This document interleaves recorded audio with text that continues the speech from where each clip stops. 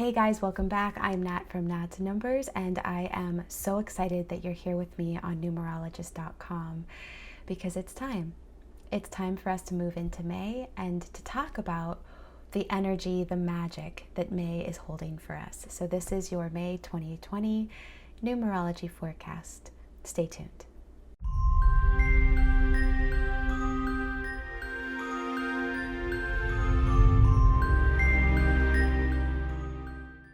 So May is a 9 universal month in numerology.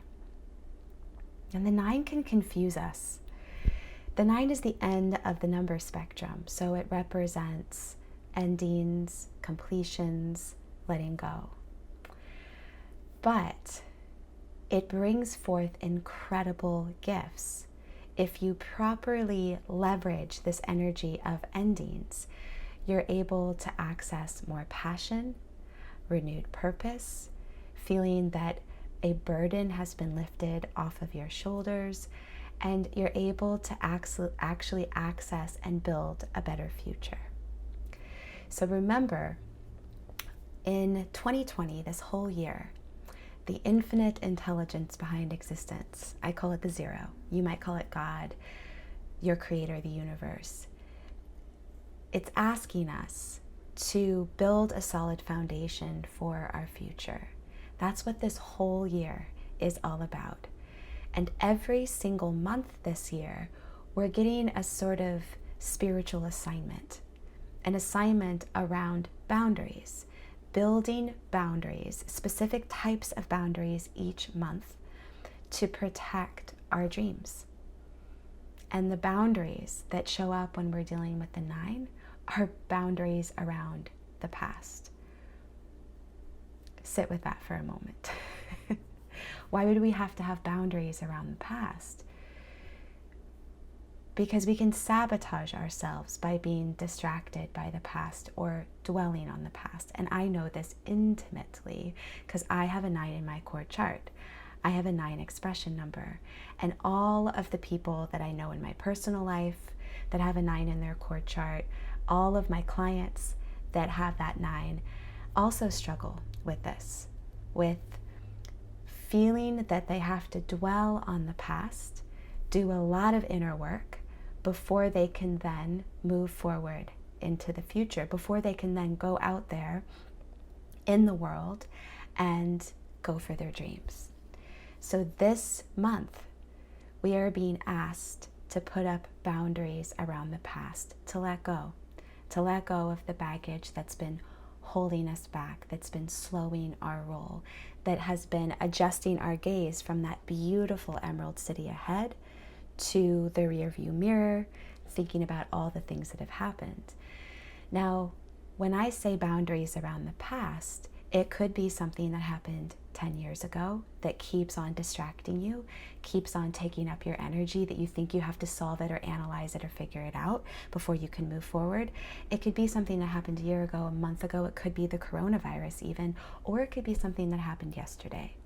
But the theme is that this is one of the things that holds us back from creating a solid foundation for our future. So I want to share with you a really simple 3-step process that you can do right now here with me in this video forecast to let go of the past and start to feed a better future, okay? This 3-step process will allow you to actually leverage the energy of the 9 in a positive way so that you reap the benefits that I talked about earlier, so that you're able to lighten the load, feel that a burden has been lifted off of your shoulders, so you have a renewed sense of passion and purpose, and even so that you're able to better reach more people or reach out into the world in regards to whatever matters to you. Okay, so you ready? Step 1, identify what keeps on forcing you to look back into the past. What is it that you've been dwelling on? What is it that you've been overanalyzing?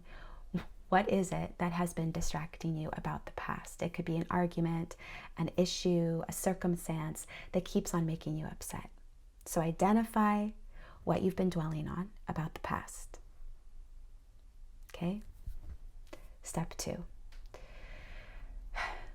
What have you learned from this situation? What have you learned about what you really need and want? The only way that we can move forward is by extracting that new desire that came from this previous experience. So what have you learned matters to you? What have you learned is a new or deepened desire because of this experience? And number 3, allow this new desire to fuel your future. And this is where things get really fun. Step 3 is what the May Numerology Challenge is all about. It's basically about embodying the thing that was missing in that past experience that brings you pain. Okay? So the challenge is this month, every morning when you wake up, remind yourself of what you've learned in the past. What have you learned is that new desire, that thing that you wish you had yesterday or a month ago, or that thing that you wish that that person did for you a year ago, 10 years ago. What is it? And your job is to embody it like you are an actor or an actress. Try to come up with one word that represents this new desire and embody it. One of the greatest gifts that the 9 brings us is the gift of embodiment, of noticing that something's missing in the world, feeling the pain and disappointment of it, and then embodying it. And when we do this, the magic happens, the past dissolves, and our path to the future unfolds before us. So, if you want to join me in this very, very exciting, miracle-producing numerology challenge of embodying that new desire, please comment below and let me know. I cannot wait to talk with you guys really soon. In June, a brand new beginning, a 1 universal month. So make sure to like this video, to subscribe so that you're notified the moment that that video goes up. My heart is with all of you, and I'll talk with you really soon. Bye.